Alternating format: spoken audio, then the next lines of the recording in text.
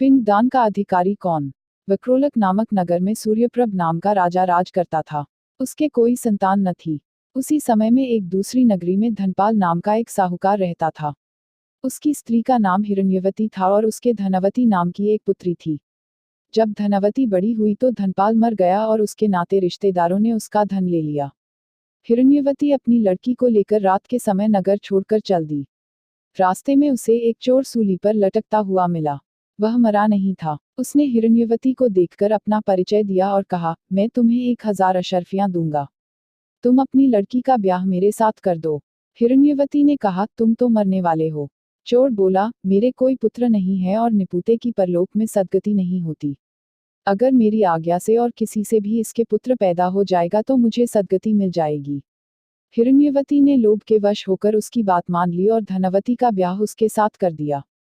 चोर बोला, इस बड़ के पेड़ के नीचे अशर्फियां गड़ी हैं, सो ले लेना और मेरे प्राण निकलने पर मेरा क्रियाकर्म करके तुम अपनी बेटी के साथ अपने नगर में चली जाना।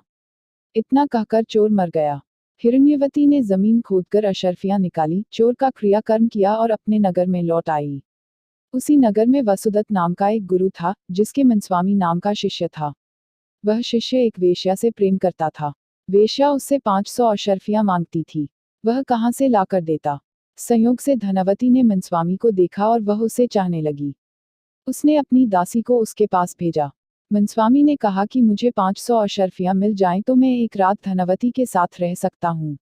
हिरण्यवती राजी हो गई। उसने मनस्वामी को 500 अशर्फियां दे दी। बाद में धनवती के एक पुत्र उत्पन्न हुआ। उसी रात शिवाजी ने सपने में उन्हें दर्शन देकर कहा, तुम इस बालक को 1000 अशर्फियों के साथ राजा के महल के दरवाजे पर रख आओ। माँ बेटी ने ऐसा ही किया।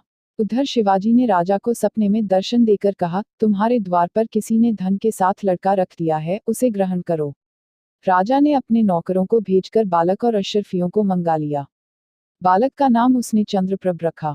जब वह लड़का बड़ा हुआ तो उसे गद्दी सौंपकर राजा काशी चला गया और कुछ दिन बाद मर गया।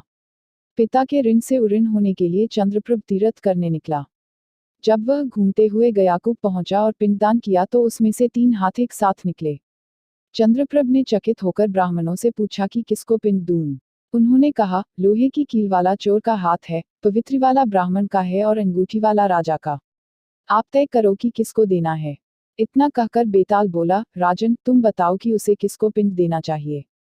राजा ने कहा, चोर को, क्योंकि उसी का वह पुत्र था। मनस्वामी उसका पिता इसलिए नहीं हो सकता कि वह तो एक रात के लिए पैसे से खरीदा हुआ था।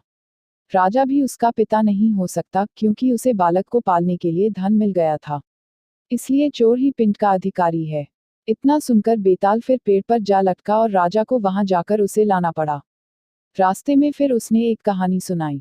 कैसी लगी आपको हमारी ये वीडियो जरूर बताएं और आगे भी ऐसी वीडियो सबसे पहले प्राप्त करने के लिए अभी सब्सक्राइब करें।